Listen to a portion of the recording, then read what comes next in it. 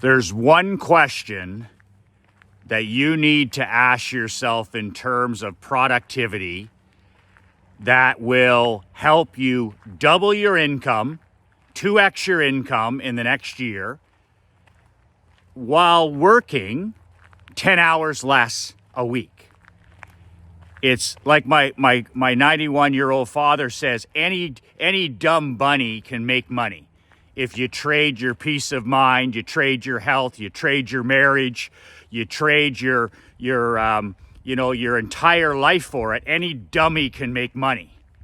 It's how you make your money. And asking yourself this one badass question.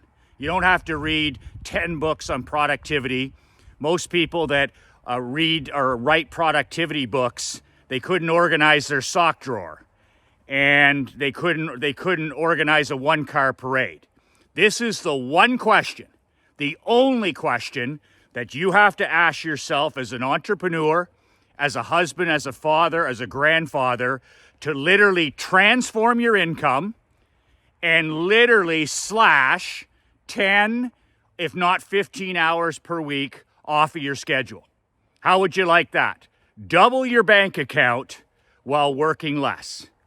Michael McLean, brassballsvideos.com. I'm an ex-professional hockey coach, ex-amateur championship hockey coach, turned 8-figure entrepreneur. I live and breathe productivity coming from sports. If you can't be punctual, you can't be trusted.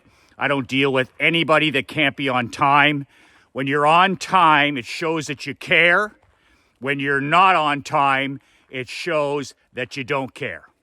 So I was in Bill Glazier and Dan Kennedy's $30,000 mastermind 15 years ago.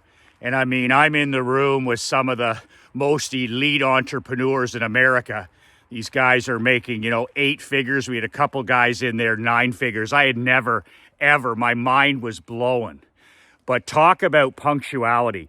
But these guys and gals, they weren't, reading the latest book or using the latest app on their phone. None of that stuff.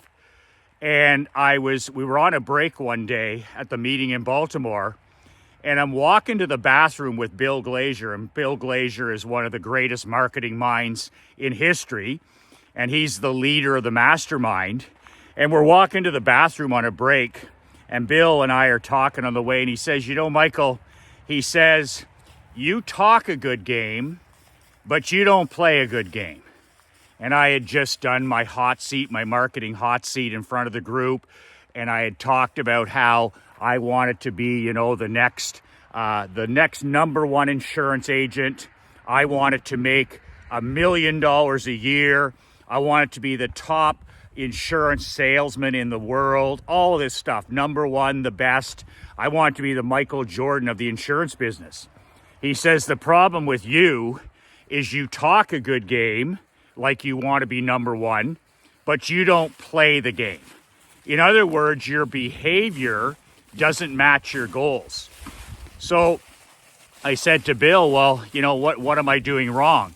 He said, well, number one, and I was out in the hallway on the break checking my phone.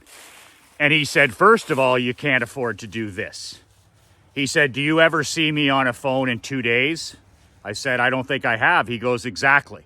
He says, I batch all that stuff till the end of the day, like 7 p.m. on these mastermind days, and I sit down and I answer all my emails and all my text messages in less than 45 minutes. He says, I don't check my phone once during these 2 days. I don't carry it with me. I don't check it. I don't do any of that stuff. Anti-social media, none of it. I batch it. So right off the bat, he said, when I see you out here checking your email back at the office, checking in with your wife, texting, whatever the fuck you're doing, it tells me that you're not a $1 million producer. It tells me you're not number one. It tells me that you're like everybody else, because all the normies and the civilians are all iPhone junkies. That comment changed my life. I just eliminated my cell phone from my life 15 years ago after he literally shamed me and said, if you want to be who you say you want to be, you can't be doing this. You can't be out here on breaks, you know, behaving like the poor. He goes, this is behavior of the poor. When he saw me with my cell phone, he goes, Michael, this is behavior of the poor. Don't kid yourself. This is activity. This is not achievement. You texting and emailing on break, that's activity, but it's not achievement. This is behavior of the poor. The second thing Bill said, he said, Michael, he said, to make $1 million a year, he said, how much is that per hour? And I was like dumbfounded. He goes, have you not done your hour? He said, if you want to make $100,000 a year, or you want to make $500,000 a year, or you want to make $1 million a year, or a person wants to make $10 million a year, he goes, you have to know your per hour. And it has to go on a recipe card, and it has to be everywhere. Has to be in your vehicle, has to be on your laptop, has to be in your journal, has to be beside your bed. That's your hour. That's your hour. And it was like shocking because I didn't know my hour. He says, you say you want to make $1 million income a year. He goes, you don't know how much your hour needs to be. So first of all, he said, think about it. He says, nobody, by the way, he said, don't be one of these people who's like, oh, I work 10 hours a day. He goes, no. He says the most productive CEOs in the world have less than 2 to 3 hours of productivity a day. He said, so, you know, you have to really look at it and say, what's your minimum hour? Is it $500 per hour? Is it $1,000 per hour? Is it $5,000 per hour? And he said, you write that on a card and you put it everywhere. You put it in your kitchen on the wall. You put it in your bedroom. He said, you put it everywhere you work, your home office, in your truck. And he says, from this day forward, he says, nothing that is beneath that per hour number, $500, $1,000, whatever it is, you don't fucking touch it. You don't touch it. And that includes things like cleaning a pool, or cutting your grass, or shoveling snow, or changing the oil in your car, or hanging out with toxic people, or texting, or emailing. He said, because that's behavior of the poor. You're only fooling yourself. So he said, that's number one, get your number. And I mean, I could barely pay my bills at the time. I was just starting in the insurance business, and I literally had to put this mastermind on my visa. I literally didn't have any extra income. And I decided, I said, okay, to be a 7-figure $1 million earner, my hour has to be worth $4,000. And as insane as this was, it was a great exercise in brain expansion. Because he told me, he said, Michael, my hour is 10 grand. 10,000. He goes, I don't touch anything that doesn't earn me $10,000. So he says, I spend my day writing. I spend my day selling. I spend my day with my family. He goes, but nothing under his hour would he touch. He said, you're not going to catch me doing anything under that. It's all delegated. So I came up with the hour of $4,000, even though I wasn't even close to that, even though I didn't even believe it. And he said, okay, now that you have your number, $4K an hour, don't touch anything underneath that. And I was like, okay, that's pretty much everything. He goes, exactly. He says, your zone of genius is marketing and selling. He says, you can sell and you can market. And that's it. That's your number one and number two thing. He said, you know, you're not a super talented guy. He says, there's only one or two things that are going to generate money that you can be $1 million producer. But he said this other stuff, serving clients and returning phone calls and being on your cell phone and checking Facebook and all this other stuff, he said, you'll never get there unless you start behaving like a 7-figure earner. He said, right now, it's all behavior of the poor. So he got me on a piece of paper to draw a big circle with Sharpie thing. And then I divided it into like 30 different pies. And he said, from the time your feet hit the floor tomorrow till the time you close your eyes, write down everything that you do in a day. And I mean everything. Everything from brushing your teeth to drinking water to copywriting, to making phone calls, to walking, to brushing your teeth, to watching a TV show on Netflix, to whatever it is, 5 minutes, 10 minutes, 20 minutes, half an hour. He said there should be probably 50, 65 things on there. And then he said, now that you have all those things inside the circle that you've done from dawn to the time you close your eyes, he said, anything on that list that's under your number, whether it's $500 an hour or $4,000 an hour, he says it gets delegated. It gets stopped or it gets delegated. And he said to me, things like watching Monday Night Football. That fucking has to go. That's Curated. That's Swift Sword. You meeting your buddies, to have a few beers on after work, that's got to fucking go. That's not even going to be delegated. You participating on Flakebook and Twits and Twitter, that's got to go. That's got to be sliced. That's got to go. You need to break up with those boat anchors. Toxic people, time vampires, energy vampires, they all got to go. They're under the 4,000 per hour. And, he said bad habits. He goes, anything that's under that has to go. And then he said, I'm going to give you the most powerful question any man or woman, as an entrepreneur especially, could ever have. He says, this is what you need to ask yourself every time you're sitting down and you're reading and you get an idea, or you're out walking and your brain is percolating and you come up with an idea. He says, poor people ask, how I'm going to do this? How am I going to design this new website? How am I going to do this, send this new email? How am I going to implement this into my business? He said, you can't think like that. That's behavior of the poor. He said, what you need to do, and what top 1% earners like you say you want to be, it's always who, never how. Who, never how. He says, right now you come up with a good idea or you want to improve your business. He says, the first thing you do is you take it on. He says, and you can't. He says, first of all, you're a tech dinosaur. You're a tech caveman. You're no good at this stuff. And it's not your zone of genius. It's not your zone of genius.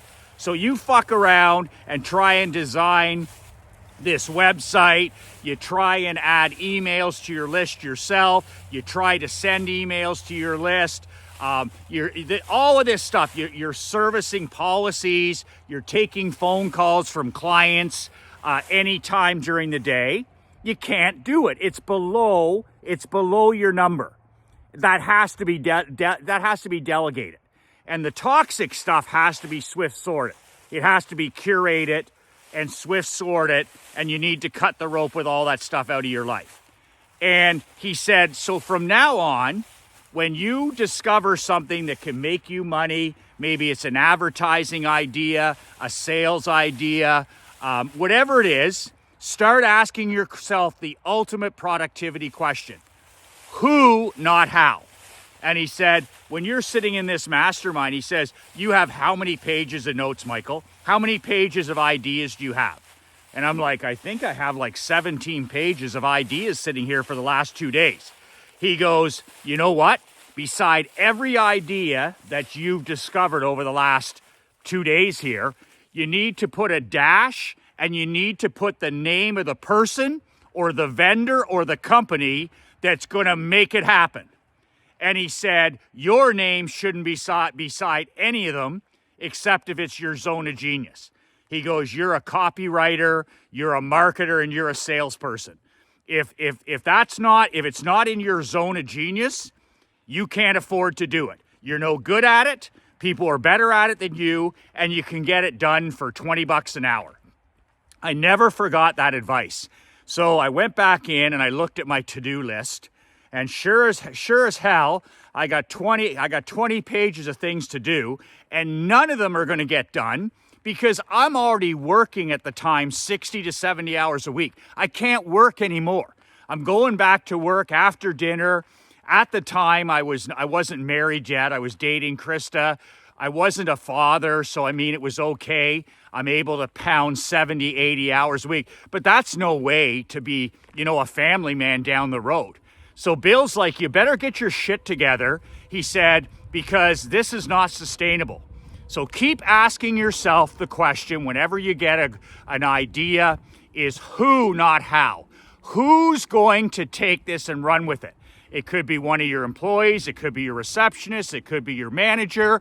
It could be a vendor. It could be somebody online, that you hire to do it, but you can't do it. First of all, you're no good at it. And second of all, it's below your $4,000 an hour level. And it took me a few weeks to discipline myself into this mindset, because I was one of these guys who was just like, well, nobody can do it better than me. Nobody can do it better than me.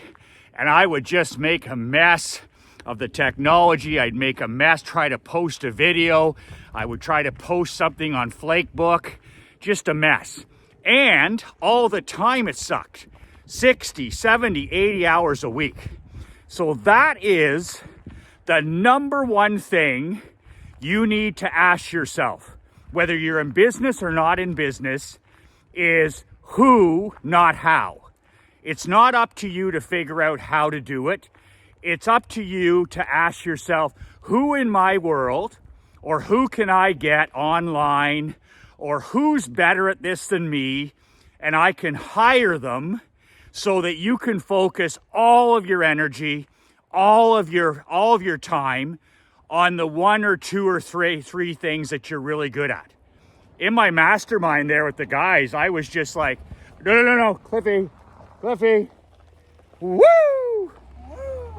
With my mastermind in Orlando, I was with my guys, and like the guys that are really dominating, they ask this question, who, not how, and then they're on to the next thing. They're constantly working in their zone of genius. And the truth of the matter is, we only have one or two things that we're really good at. But the guys that are struggling in my mastermind, I was like, well, do you love doing it? Is that something that you love? Are you good at it? Is it something that you would do for free? And they're involved in all these things that they don't know what they're doing. And it just pulls them out of that zone of genius. It pulls them away from the productivity. So at the end of the day, when you're working at your best, there's only two or three things you're doing every day. There's only two or three things that you do every day.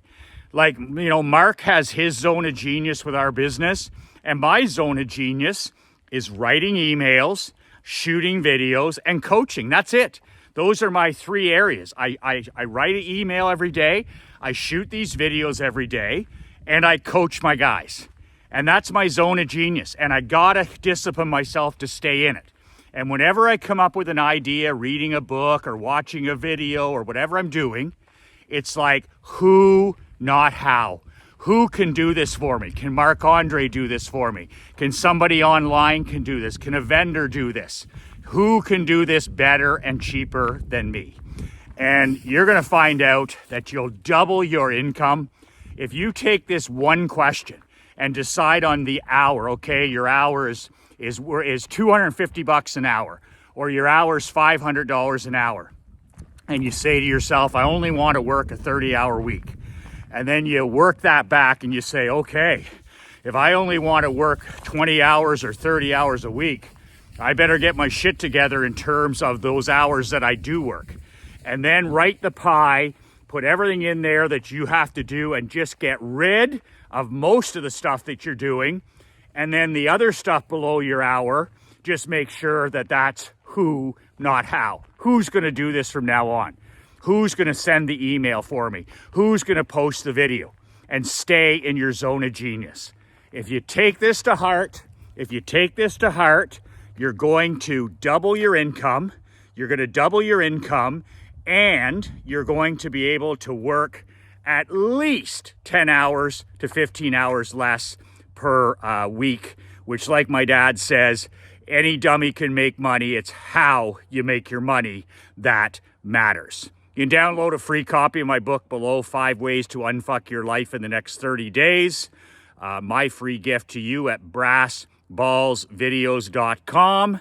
And that is the power question that's going to help you double your income in the next year while helping you slash 10 to 15 hours per week. 2 words that changed my life, 2 words that'll change yours. Be relentless.